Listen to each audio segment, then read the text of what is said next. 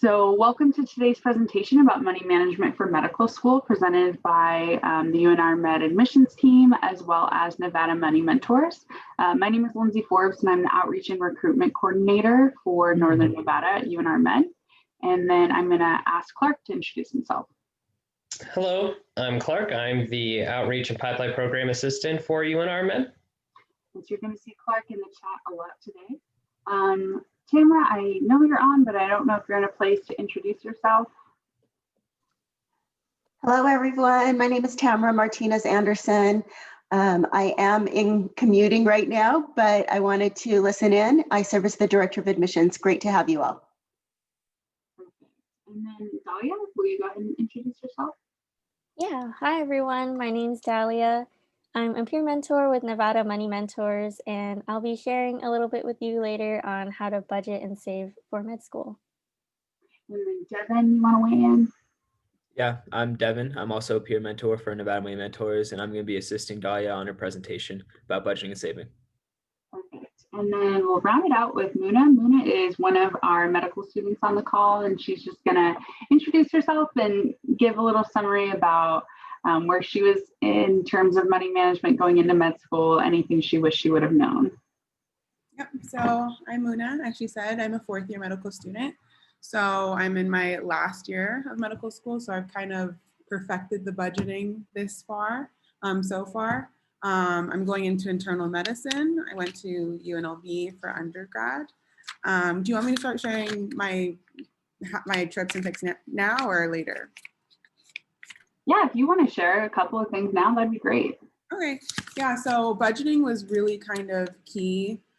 If you worked before, having money saved up was also nice for extra, but really when you start doing your FAFSA and you're doing your student loans, you want to have a budget and figure out how much you're going to pay for school, what's your cost of living. So you want to calculate your rent, how much you're going to spend on groceries, gas, that kind of thing, and then give yourself a little bit of leeway. So that's what I did with my budget. And I mean, first year was kind of here or there. You can kind of go back to a point to get more money.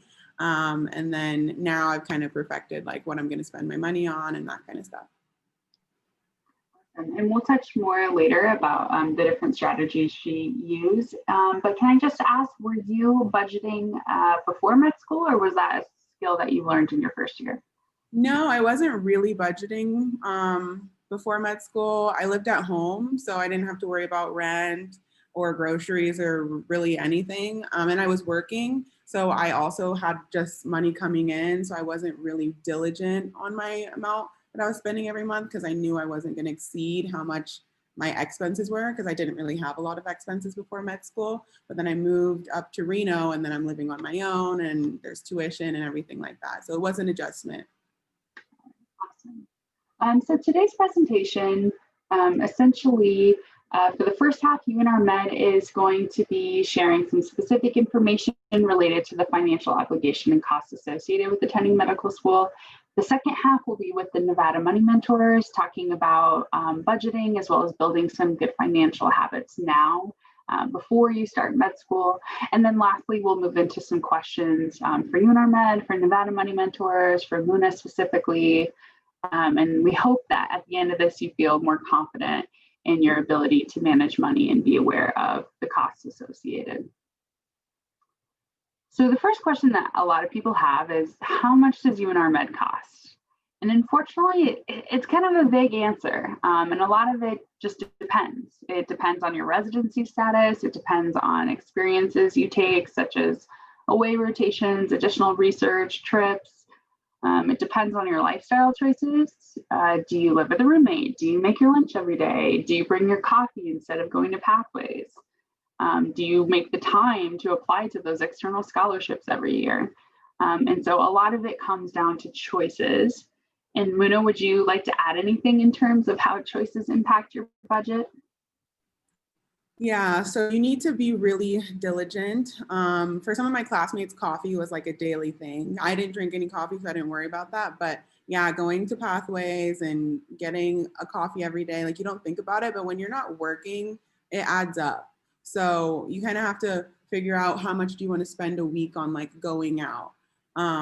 Also, you want to apply to scholarships if you can, not even just through the school, but any scholarships that you can find out on your own. There are some available for graduate students and even medical students in particular. And the school also, I'm pretty sure there's a very large percentage of every medical student that gets a little bit of money from the school as like a grant and scholarship. So you want to make sure your grades are up every year, and that way you can keep kind of getting that money, which can be really beneficial. And you mentioned that you're not working. Does anybody work during med school? Yeah, some people do work, and I don't know how. I'm like, kudos to them. But yeah, some people have jobs. If they were a scribe before medical school, sometimes they keep it on and they work like a weekend here or two. Or Uber, people drive Uber, they do Uber Eats, that kind of stuff. Or tutoring. Tutoring is actually fun to do. And later on, like your second or third year, you might have a little bit more time to tutor undergrad students, and that goes on your CV, and that's something that you can get paid for as well. So I didn't work, I just didn't have the time, and I don't even know where I would have had the time to do it, but some people, they're great with time management and they can do that. So definitely a balancing act and one of those lifestyle choices. So before you get to medical school, there are a lot of costs associated with the application process. So for those of you early in your journey to medicine, these are things to start thinking about now. For those of you who are in the current application cycle, I'm sure you're nodding your head. Because before you start the application process, you'll want to start preparing for your MCAT. There are a lot of private companies that provide prep. There are also free resources online. So it's not a mandatory cost. But the test itself costs $320. If you need to change your date or make any changes like that, it will be additional fees. Once you have your MCAT score and you've decided that you're ready to apply, your first application will be through the AAMC in a process that's called ANCAS. The ANCAS application costs $170 for your first application, and that will include applying to one school, and then each additional school will cost $39. After you've completed your ANCAS application, you might be invited for what's called a secondary application, which is school specific. At UNR Med, our secondary application fee is $75. And then if after your secondary application, you're invited for an interview, you'll need to consider your interview costs as well.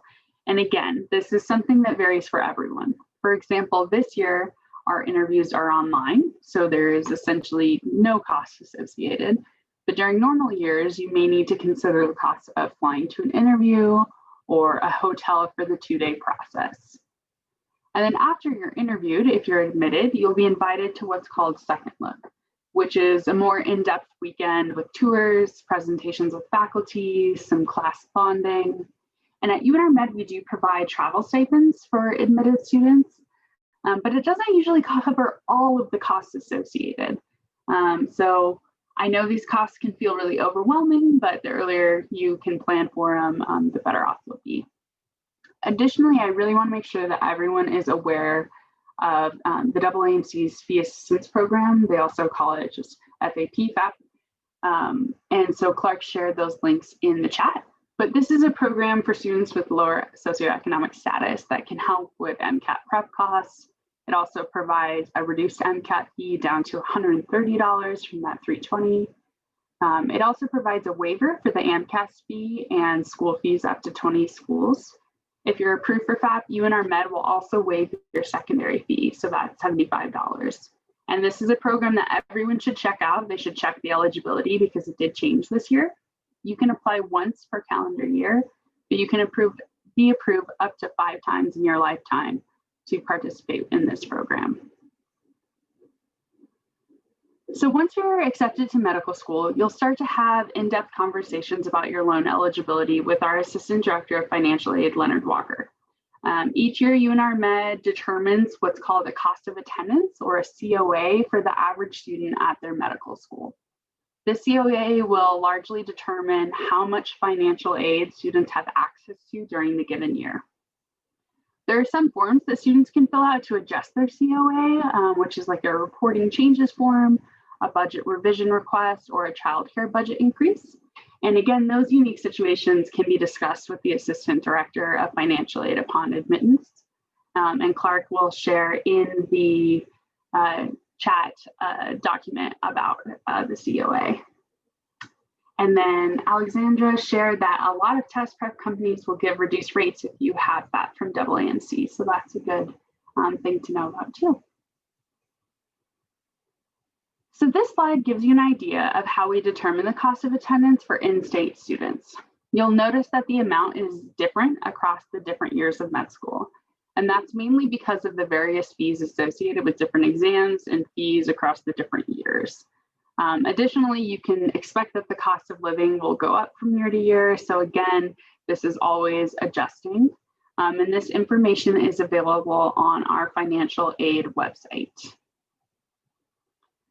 This is the sample cost of attendance for an out-of-state student. Again, you notice the differences across the different years because of the requirements, but I want to specifically point out the transportation fees that significantly go up from first year to fourth year.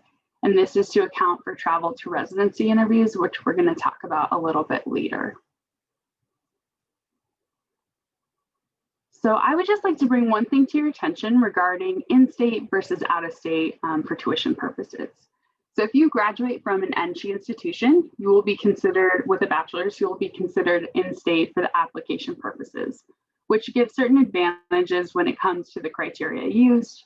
However, your tuition, in-state or out-of-state, is based on your residency status as determined by the university. And Clark has shared the link for what that looks like.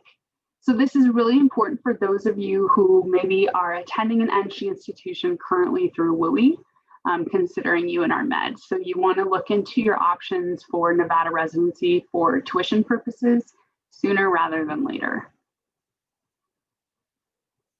So when we look at debt across the nation for MD programs, the median is $200,000, and that's across public and private institutions. You'll see that the largest percentage of students have no debt, and this could be because of scholarships, participation in the health professional service programs, which we'll talk about later, or due to familial commitment. This percentage at UNR Med is closer to 50%, largely due to our commitment to first-generation students and to low socioeconomic students. For those that do have debt, the majority of the nation's students fall in that $200,000 to $299,999 range.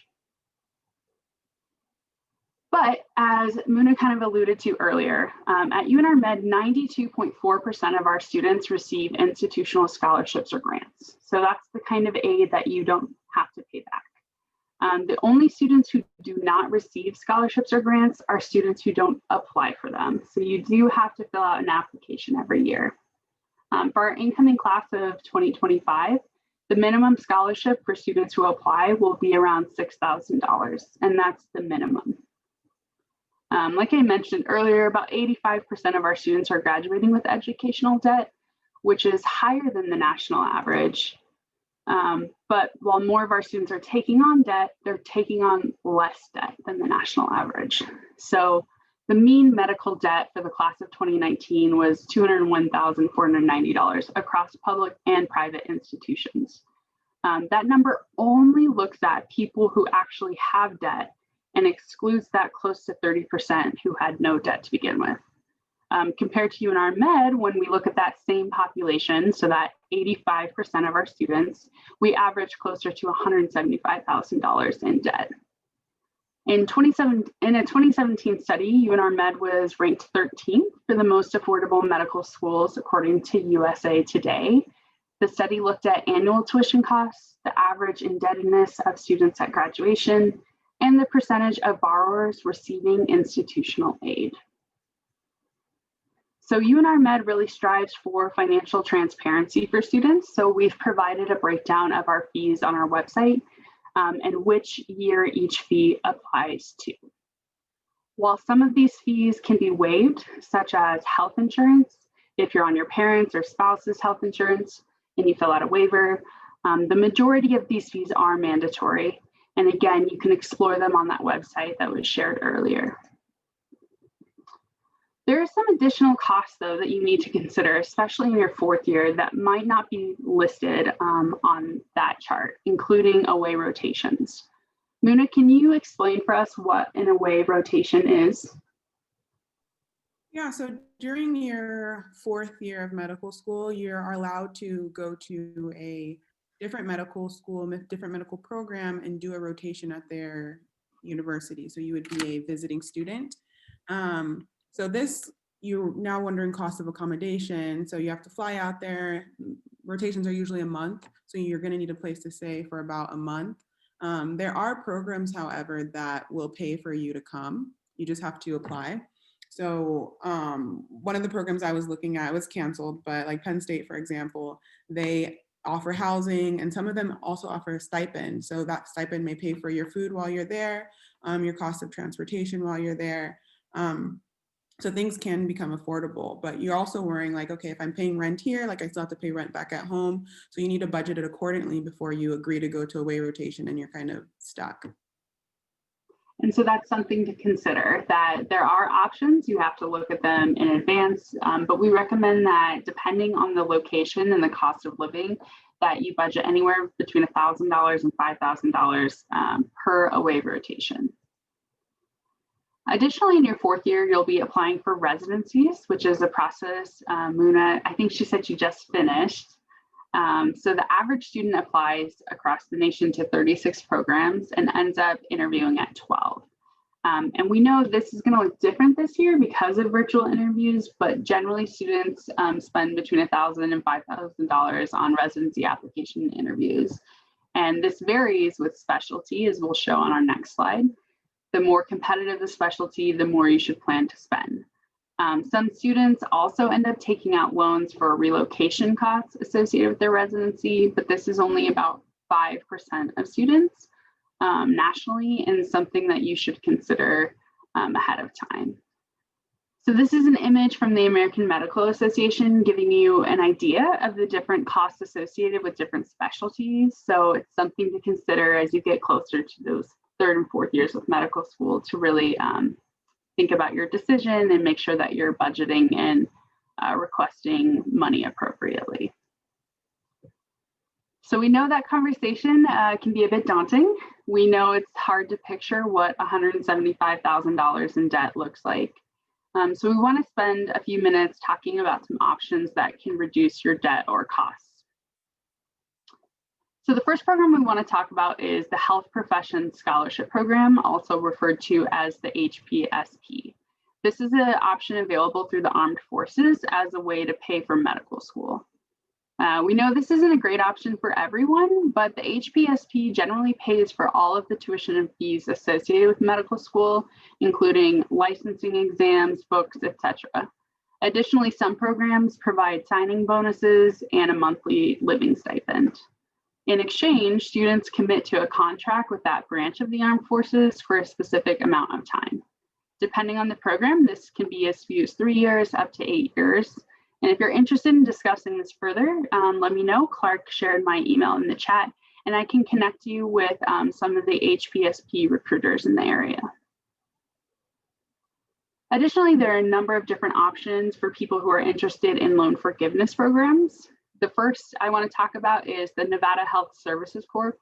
This is a specific initiative in rural Nevada, which aligns with UNR Med's vision of a healthy Nevada. The time commitment and amount that they're willing to forgive varies, and you can read more about this program in the link that Clark just shared. Additionally, there's a federal program called HPSA, or Health Professional Shortage Area. While this program does not necessarily focus on rural areas, it allows you to apply in your fourth year of medical school to serve for 3 years in an area where they have a specific shortage. And we've also shared that in the chat. There are also public service loan forgiveness programs available to people who work at hospitals that have nonprofit 501c3 status. This program has the longest commitment of about 10 years and 10 years of qualifying payments, and has a lot of red tape associated with actually qualifying for the loan forgiveness. Lastly, AAMC has an entire database of repayment and forgiveness and scholarship programs that you can look at. All of these are subject to availability and funding, so it's something that you'll need to look at when you're a little closer to that step of the process. So again, we know this can feel overwhelming, but there are a lot of resources available to you to start your education and financial literacy early. The AAMC has the FIRST program, which is the Financial Information Resources, Services, and Tools. This has webinars, sample budgets, and more. You can also find their Education Debt Manager PDF, as well as the Med Loans Organizer and Calculator. And then, of course, for UNR or UNR Med students, the financial coaches available through Nevada Money Mentors, who you're going to hear from now. So I'll pass it over to you, Dahlia. Thank you, Lindsay. That was a fantastic presentation. I definitely learned a lot about med school, all those numbers. So I am going to go ahead and share my screen so that we can get started on the Nevada Money Mentors portion. Okay, do you guys see this? See my screen? Okay. Okay, perfect. Everything looks good? Great. Yep. So again, my name is Dahlia, and I'm joined today with Devin. We are both peer mentors with Nevada Money Mentors, which is a free on-campus resource for students. And today I'm going to be sharing a little bit about budgeting and saving for med school. So I'll pass it off to Devin real quick so he can tell you more about our program. Thank you, Dahlia. So how many of you have heard about Nevada Money Mentors so far? You could throw it in the chat. If you want to share how you found out about us, that'd be great too. We do a lot of marketing on campus. That includes webinars, tabling events, workshops, especially one-on-one financial coaching, which we'll get to in a second. If you guys haven't heard of us, what we do is we talk about a lot of money topics. So just like you're hearing today, we talk about student loan repayment. We talk about building your credit scores, building savings. We go into a lot of stuff. Saving for studying abroad is something that a lot of underclassmen like to do. So we have some answers. I was a resident assistant and they did a wonderful workshop. Great. So yeah, res halls, we do a lot of stuff around there, around campus. You'll see our bright green shirts like we have on right there. They're really hard to miss. And if you're going to see us on campus, it might be around the Fitzgerald Student Services Center, which is the building with the Panera and the staircase. But more recently, we're online, and that's due to COVID. We might be implementing that more moving forward just because we're able to reach a lot of students that might not be in Reno with our webcams. And like Dahlia kind of mentioned, we're a free on-campus resource. So you don't have to worry about anything out of pocket. You just schedule an appointment with us. We could do one-on-one financial coaching, which we'll actually get to right now, Dahlia. Okay, thank you so much. So like I was saying, one-on-one financial coaching is kind of the most important thing that we do, and it's the most relevant thing that students like to reach out to us for. So we do one-on-one virtual sessions with financial coaching. There's Amy right there. That's me and Dahlia's boss, you could say. And right now we're doing a lot of virtual sessions. Back in the day, before Corona, we did in-person coaching. Maybe someday in the future we'll get back to that. But right now, if you just go online to unr.edu/Nevada Money Mentors, you could schedule a one-on-one appointment. It usually takes about an hour. And again, free and confidential. We do a lot of presentations, and we don't ever mention names. We wouldn't be like, oh, so-and-so spent money on this, and this is how we helped them. It's all free and confidential. And what we do in these coaching appointments is kind of up to the student in general. So if you want to talk about student loans, you can do that. We're more of a support system that we set goals and create action plans based on the goals that you want to set. While we do teach you specific topics like best ways of loan repayment, how to calculate certain things, a lot of it's support. So we help you. That's why we're coaches, not advisors. You set the path and we help you get there. And one of the main things about it is accountability, which is a huge aspect. A lot of people might want to talk about financial literacy or their finances, but they don't have that kind of outlet to talk to. We serve as that. So not only will we keep you accountable for the goals that you set, You could expect us to be accountable to listen to what you want to hear and give you the most informed advice that we can give you. So if anyone has any questions about that, just throw it in the chat and I'll go in and answer it. But right now, I'll pass it off to Dahlia to kind of get into the meat and potatoes of the presentation. All right, thanks, Devin. And just as kind of an aside, both Devin and I have coached pre-med students before, we've coached med students before. So we kind of have a pretty good idea of, what the general situation looks like. And if you do want to sign up, just go onto the website and you'll be able to find either one of us on there.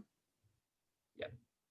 Okay, so today we are talking about budgeting and savings, specifically for med school, but you can budget and save at any point in your life for any reason. If you're a pre-med, if you're a med student, if you're a doctor already, these are things that you should be doing just your entire life. So first thing is budgeting. I did see in the poll at the beginning, it looks like about 2/3 of you guys budget already, and maybe like another third have never budgeted before. So that's very exciting. I think everyone will be able to learn a little bit today, whether you have budgeted already or not. And I do want to share that I think budgeting kind of gets like a bad reputation. No one's ever like, oh my gosh, I'm so excited to budget and like look at my finances this month. But it's not that bad. I like to compare it to kind of like a planner. I know for me, I use a planner to keep track of all of my school assignments and my due dates and that kind of thing. Like if I didn't have my Google Calendar, my life would probably fall apart and I wouldn't know that I have like 3 exams next week, which is true, unfortunately. But basically, my planner keeps track of all my assignments, keeps me organized, that kind of thing. And that's all that your budget really does for your finances. It's like a planner for your checking account. If you think about it, in your checking account, you probably have a lot of things going on. Maybe you're getting paid, you have paychecks going in, maybe you're paying for bills, so you have money going out. And all your budget does is keep that organized, keeps you knowing what is going on in your checking account. So it's not that bad, I promise. Okay, so getting a little bit more specific on the 3 parts of budgeting. There's really 3 main things going on here. You have your income, your savings, and your expenses. We have to take into account our income because in order to know how much to spend, you need to know how much you have or how much you're making. And your income is basically anything that's already in your checking account or is going into your checking account. So things like a paycheck from your part-time job. This could be scholarship money if you get a refund at the beginning of the semester, scholarships and grants. And student loans even. These are a little tricky because while you're a student, they are considered income because it's money in your account that you can spend for school expenses. But as soon as you graduate and you have to start repaying them, those do become an expense. So it just depends on the timing there. Savings is the next part of the budget. We really like to encourage something called pay yourself first, which I will explain a little bit more later. But we like to have savings in the budget so you can keep track of your goals, your savings progress, and you can save for all sorts of things, whether it's saving for an emergency fund for, those life expenses that pop up. You could be saving for a car if you don't have one, and you could even be saving for grad school or for med school right now. And then lastly, we have expenses. So there's a few different types of expenses. You have your fixed expenses, flexible, and luxury. And I will go into that a little bit more on the next slide. Okay, so the 3 different types of expenses. The fixed expenses are the ones that are pretty stable month to month or within a certain time frame. And these are things like your rent, if you pay $600 this month, you're probably paying $600 next month and the month after. It'd be kind of crazy if your rent was changing up every month. But that's pretty stable. and usually your bills, you know, cell phone bill, whatever it may be. Those are your fixed expenses. Flexible are things that do occur regularly, but the prices may not be as stable. So this is things like food, grocery expenses, right? One month may be super high expense, one month may be lower. And you know, some other examples, just various personal items and even gasoline. Pre-COVID, I know gas used to be a pretty high expense for a lot of my coaching participants, but post-COVID, not as much commuting. So, you know, that may look different. And lastly, we have our luxury expenses. So these guys are things in our budget that we do spend money on that we may not necessarily have to. And this is the category that I see a lot of people cutting down on when we start to work on budgets. So eating out is a very, very big category. You know, we have to eat food, we have to get groceries, but do you necessarily have to go get all you can eat sushi or go get some ice cream or I don't know, you know? So eating out is a big luxury expense. But there's other things like shopping and gifting, things like that. But that is kind of the expenses in a budget. So getting a little more specific, I am going to show you an example of a budget. Okay, this is the budget worksheet that we actually use in our coaching sessions. It is a template on Excel, and as you can see, it includes all of the different things that I discussed just now. You know, it has the income up here, and it's divided into a bunch of different categories. And then in expenses, we actually have savings first, and that has to do with that pay yourself first concept. And then, you know, it'll go into all these other things like the fixed expenses, variable expenses, dot, dot, dot.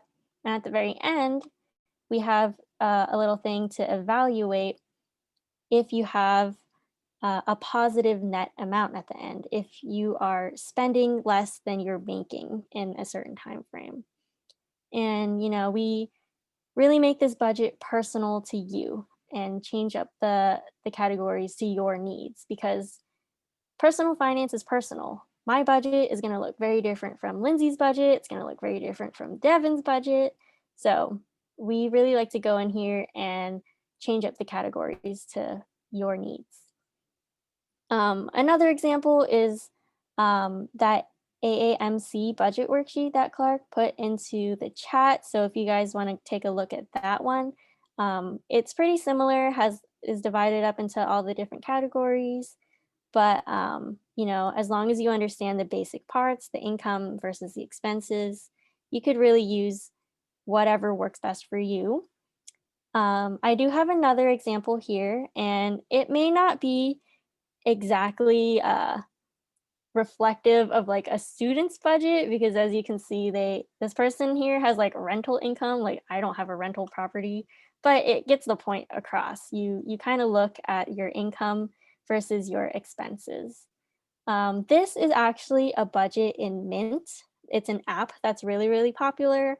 Some of you may use Mint, and this may look kind of familiar, but yeah, so as you can see, it's divided between the income up here. They're tracking how much they're making so that they can track their spending at the bottom. And in Mint, it's like color coded here. So if you are spending within the budget that you set for yourself, it's green. And if you go over, like this person spent too much on gas this month, it'll turn red. So there's another really helpful resource if you're interested in looking in that one. Okay, so that is it on budgeting, and I'm going to switch gears a little bit and go into savings. So how many of you here save regularly? You can either put it in the chat or give me like a little raise hand guy on the Zoom call. But if you are getting like a paycheck, do you set aside money regularly every month? I'm just curious. Okay, good. I see some hand raised. Good, good. That's what I want to see. Okay, so I cannot tell you how many times I've had a coaching participant come in and say, I want to save. And I'm like, that's fantastic. So why do you want to save? And they say, I don't know, I feel like I should be saving. And it's like, okay, there's already so much to unpack there. Like, yes, savings is good, but savings has a lot to do with goals and goal setting. The more effective you are with setting a goal for yourself, the more likely you are to save and to reach that goal, right? So I have 3 questions on this next slide that kind of point you into the right direction on how to even get started with saving if you don't already. The first one is, why are you saving, right? Like I mentioned, is it just a feeling? Like, should you feel like you're saving, or is it for something specific? Is it that emergency fund that I mentioned earlier? Is it med school? Is it whatever?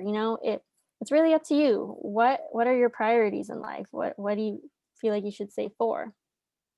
Which is the next question, right? So specifically, what is it? And again, it could be any of those categories, and personal finance is personal, right? So it'll be different for everyone. And then lastly, the third question is, how do you know you will achieve your savings goal? So getting a little more specific, if you're saving an emergency fund, how much do you want to save for? Is it maybe $300, $500, right? What is the end goal, so that once you've reached it, like, how do you know you will reach it? So asking these 3 questions is super critical. I always ask them during coaching sessions. And if you want to start looking into saving, I recommend you take a look at these and answer them on your own. And then on the next slide, I do have a few more tips on how to actually start looking at savings once you answer these questions. So some tips I have for you is starting early. I cannot emphasize this enough. We are in college, we are young, we have so much time to start saving. And I'm going to go back to that example of an emergency fund. So let's say you want to start saving for an emergency fund and you have an end goal of $500, right? The more time that you give yourself to save and reach that goal, the easier it will be. Let's say you have this $500 you want to save. If you only give yourself 2 months to save, then you're going to have to save $250 each month to reach that goal, right? Which, I don't know about you, but that's kind of a lot of money, right? Versus if you give yourself more time, if you think about this earlier and you give yourself 10 months to save for this goal, then you only have to save $50 a month. And that is so much more doable than $250 a month, right? So whatever goals you have, the more time that you give yourself, the better. You can just break it down monthly and it makes it easier to accomplish. Okay, next one, building good habits. So savings isn't necessarily the dollar amount that you're saving, but it's just getting into the habit of saving that is more important in college. Because to be honest, saving in college can be really tough. Tuition's expensive, housing is expensive, books are expensive, all of that. So it's okay if you're not really saving that much during undergrad or even during med school. But what's more important is understanding the habit of saving. If you could just save $5 every month, just getting into the habit of regularly putting money aside can really take you a long way.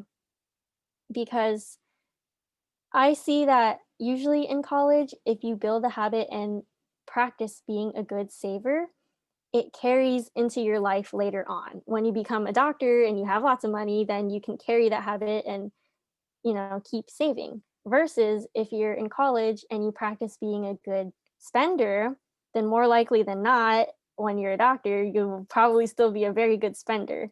So I just want to kind of give you that mindset right now that it's okay, you may not be saving a lot or at all, but just try to keep that in mind. Practice those good habits. Okay, then lastly, pay yourself first. Finally, this is the concept that is super, super important and is really super simple. But it can take you a long way. So if you think back to that little budget example I showed you, I actually had savings in there as the very first expense. And you might have thought, like, that's kind of interesting. Why would savings be an expense? If you think about it, saving and paying yourself first is kind of like taking some money now and using it or putting it aside so that your future self can use that money. So it's kind of like an expense for yourself later on. But another way to think about this is paying yourself first. So if you get a paycheck, let's say you have a part-time job and you get $300 every 2 weeks, right? Once you get your paycheck, let's say on the 10th, instead of spending whatever money you made and then trying to save whatever little bit is at the end, we really encourage you to save right away. Right when you get that $300, save $5, save 10%, save whatever it is, just put a little bit away. And then whatever is left, you can go ahead and spend that. Spend it on whatever it is, eating out, spend it on your utilities bills, whatever it may be. But it's just so much easier that when you get paid, put that little bit away, then spend whatever's left. Because if you do it the other way, you get paid and you spend, more likely than not, you're probably not going to save whatever's left at the bottom if there's anything else, right? So paying yourself first, super important concept, super simple, and I highly recommend it. So that is what I have on budgeting and savings. I do want to pass it off to Devin one more time so he can wrap us up and get to any questions that you guys may have. Okay, thank you, Dahlia. So like Dahlia mentioned a couple of times, personal finance is personal. I don't want to be a broken record about it. I'll try to say a different way of looking at it is that a lot of this is value-based, and that could be person to person. So it depends on what you value. For example, if I were to be coaching someone and they were to buy like 50 Beanie Babies a week, I don't even know if they sell Beanie Babies still, but if they do that, they obviously hold a lot of value in their Beanie Babies. And I'm not going to be like, hey, you need to cut out all spending on those Beanie Babies. I'd be like, let's look at your budget. What can you reallocate those funds to? What might have just as much value or more value than getting those 5 extra Beanie Babies, and then work their way down from that. Even Dahlia, a long time ago, she had someone who spent, I think it was like $400 on Chick-fil-A each month. That was the story. So he had a lot of value in that, but they're able to cut down those expenses and help him get an internship by affording a plane flight that he might not have been able to do if he didn't cut down on Chick-fil-A just a little bit.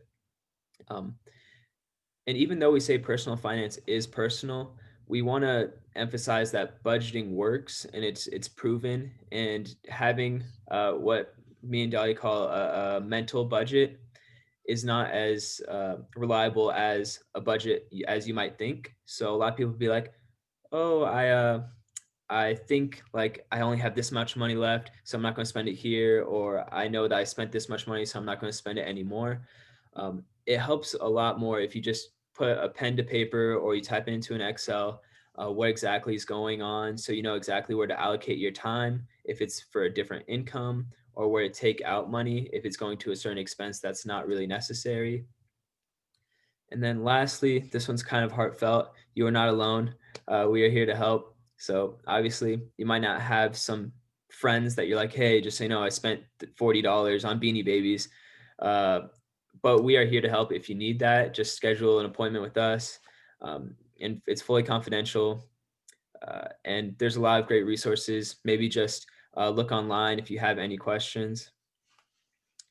And then after that, I think we just have our links to our social medias where we put the links and let people know what presentations we're doing or what events we're holding. They have a lot of great information in them.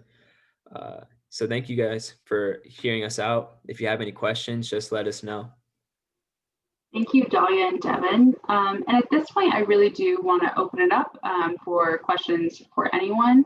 I'd like to start the questions with Muna providing her best advice for budgeting for medical school, or how to kind of grapple with all of these costs?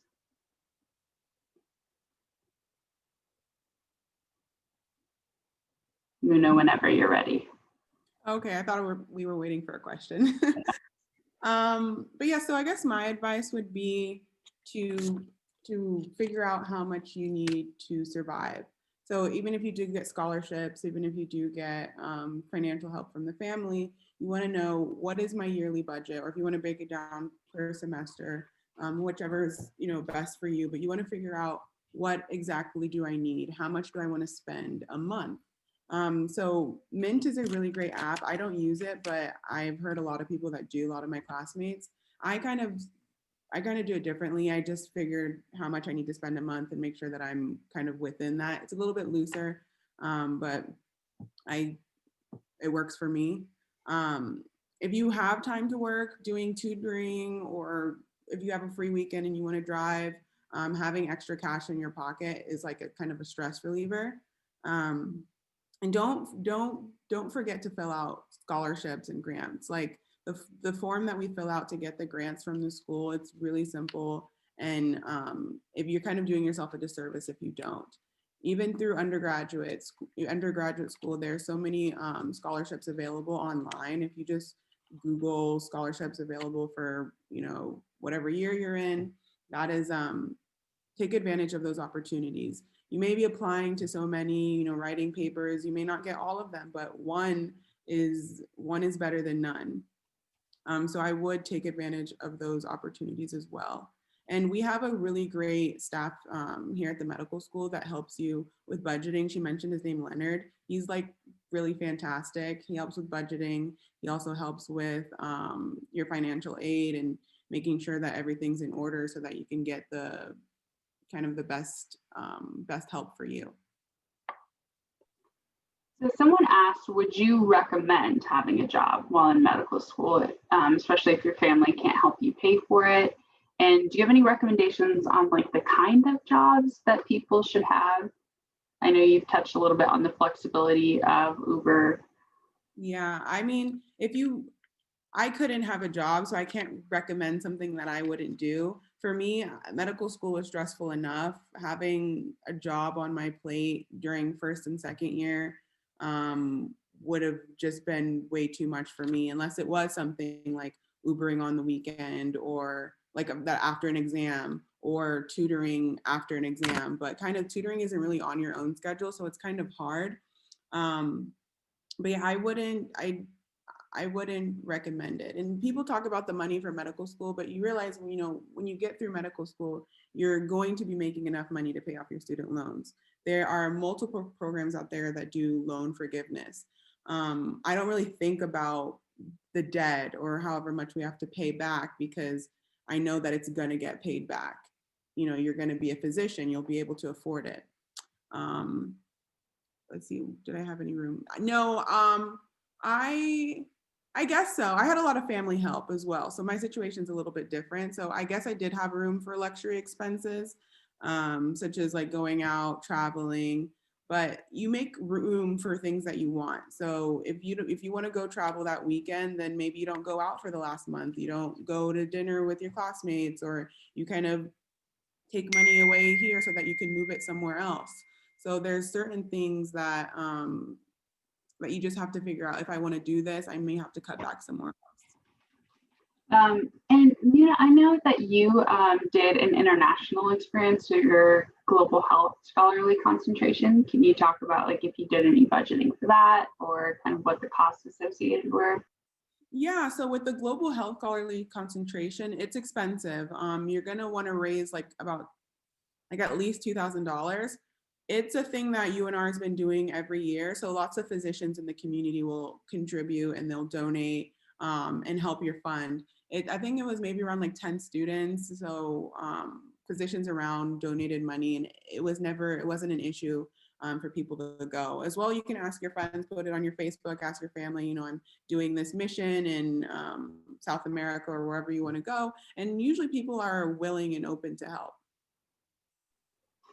I think another point I want to bring up about the working during medical school, and something that I know our director of admissions feels strongly about, is if you do decide that you want to take on a job that you want that extra luxury money or flexibility, that it's important to look for options that maybe provide kind of like mindless tasks, or something that they're not going to rely on you to come in or last minute and keep piling responsibilities on you. Because as med students, a lot of times you're fabulous, you're great at multitasking and taking on those leadership responsibilities, but making sure it's in a place that is supportive of your education, and that you don't feel obligated to work more hours than you're really comfortable with.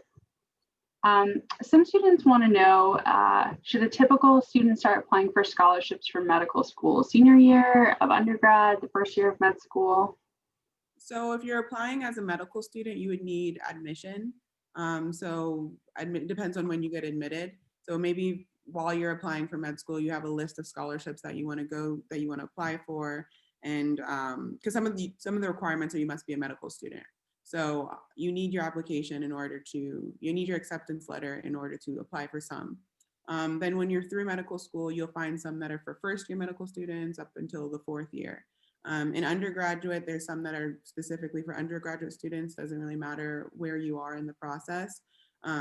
So it really depends on what scholarship you're applying for and how to meet those recommendations. But it sounds like you're encouraging every year that you're applying, every year you're looking, not just the first year or just the last year of undergrad. Yeah, extra money is extra money. Like I'm never gonna, turn down some money, even if, my expenses are paid for. There's always something that comes up. I have conferences. Usually the school pays for a good amount of the money if you're going to a conference, but you still want to have some money in case they don't, or in case it's not covered this year or something like that. So I would constantly be applying. Oh, if I could add on to that too, even though maybe you might not be able to apply till like first year or something like that, you can still do a lot of things during undergrad to prepare for those scholarships. Like more often than not, a lot of the scholarships will ask the same questions about like your life story and things like that. So you can have those essays written up ahead of time. You can also start getting letters of recommendation and all that stuff too while you're in undergrad, in order to lighten the load a little bit more by when you get to the time to apply for those scholarships. And I think that's important, especially for University of Nevada, Reno students, that the Writing and Speaking Center is available to you even after you graduate. So if you do need help writing those essays or getting help there, that is a resource that's available. Can I ask you, Dahlia and Devin, do Nevada Money Mentors work with alumni? Yeah, we do. We work with recently graduated alumni. So we usually try to say like within 6 months. So if you're a student, you're always welcome, whether you're undergrad, grad, or med school, you could always stop by and see us. But once you graduate, you kind of have like that 6-month time period to come in. Did anyone have any other questions related to budgeting or personal finance, specifically medical school? I know we said personal finance is personal and it depends on your values, but is there a percentage, Dahlia and Devin, that you would recommend people try to save? Yeah, there's definitely a good amount. It kind of depends, where you're at. I mean, housing costs should probably be below 30% is what we hope for. It's kind of hard, depending on student situations or with on-campus living.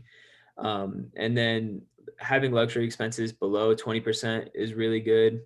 And saving about 20% is really good too. If you're able to get anywhere around that area, we would like to see that. It kind of is up in the air though, for experience. I'm not going to give any specific information upon his name, but he was a med student who took out, he was about in $100,000 range for student loans. I think it was his second year. but what we did is we figured out how much student loans he'd be taking out, what his actual expenses are, which is why it's so important to track your incomes and expenses. Because with him being able to track, what are his living costs, we're able to see if he was and he had to. And it turns out he was taking about a couple thousand more, maybe 4,000 more than he had to based on his tuition and his living expenses. But he just said, I'm already taking out $50,000, might as well take out $54,000 and live comfortably the way he wanted to live, because he did take trips to Vegas and whatnot. And that's why, we're not going to pressure anyone to take out less money than they want to. I was just like, we gave you the information and you make your assessment off of that. Awesome. And so I just want to leave because I didn't see any other questions with a couple of parting thoughts. So do make sure that you fill out your FAFSA or institutional methodology by October 1st. For those of you who are, or not by October 1st, it's opened October 1st. For those of you who are undergraduates at the University of Nevada, Reno, the scholarship application should also be available in your My Nevada account until February 1st. Like Muna said, I would encourage you all to conduct your own research about repayment options as well as earning potential, because as a physician, you do have a really high earning potential. And so while these numbers are scary, it is manageable in the long run.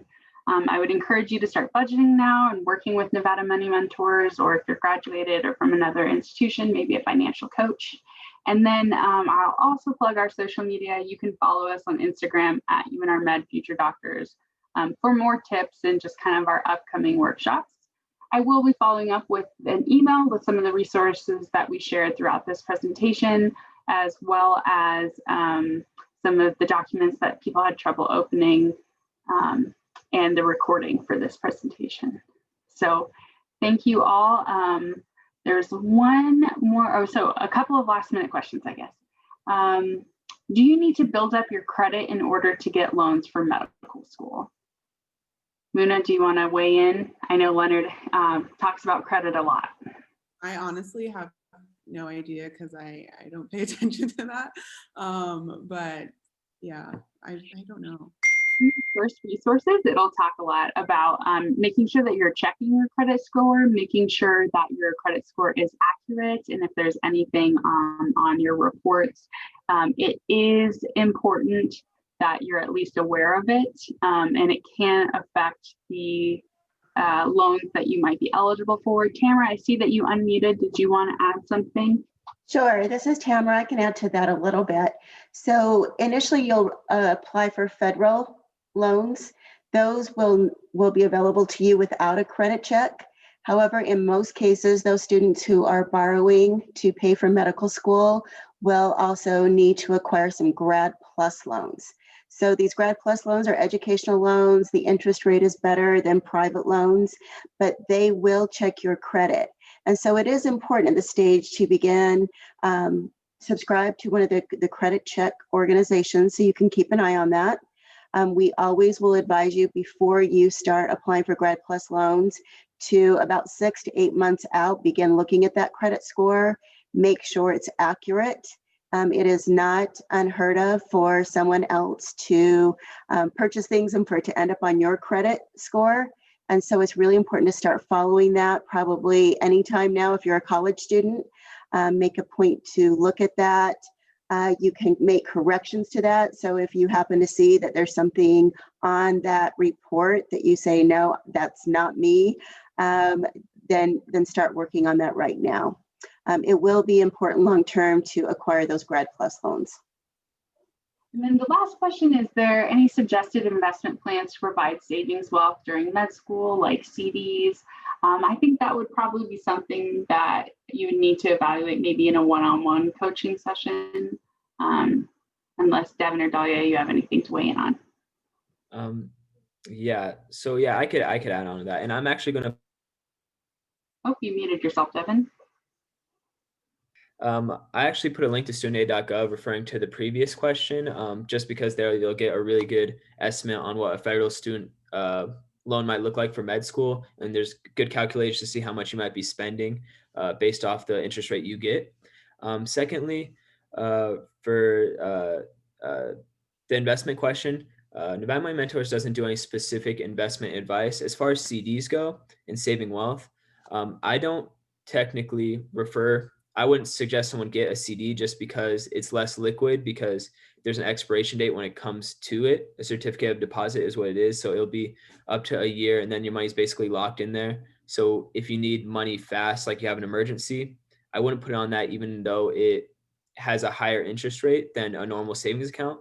What I would look into, and I'm a big advocate for, is getting a high yield savings account. And that's completely free to use. You could go to something like Ally Bank, just open up a savings account there. An average savings account will give you 0.01% interest on how much is in there. High yield savings would get you 1%. And then a CD will usually float around 1.4, something like that. But the good thing about the high yield savings account is that you're able to withdraw as much as you want. So if you need money fast, you could get it out. But if you want to just keep it there, you'll be getting 1% back on what's in there. Yes, and if I could add on to what Devin said, I do want to highlight that, at Nevada Money Mentors, we're peer mentors, we're students just like you guys, and we're not like licensed professionals. So we technically can't give specific like investment advice, real estate advice. We suggest you guys go see professionals for all those kinds of things. But what we can do is get you to a place where you can have some extra income. And then once you have that extra income, you can decide whether you want to put it into an investment vehicle, a savings vehicle, whatever it may be. Awesome. Thank you all for your time today. Like I said, I'll be following up with an email and the recording.